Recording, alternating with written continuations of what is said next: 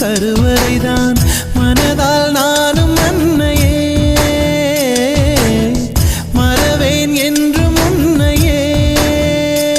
நான் பாலை வனத்தில் விதை போல் நீ பருவம் தந்த மழை போல் என் காதல் செடியில் பூவும் பூத்ததே உன் விழி திறந்திருந்தால் விடியலி தேவையில்லை உன்னை நான் துறந்திருந்தால் உயிரது சொந்தமில்லை இத்தனையும் இனி கிடைக்குமா கிடைக்கும் கிடைக்கும் நான் கூட சொல்கிறேன் அழகே பிரம்மனிடம் மனு கொடுக்க போயிருந்தேன்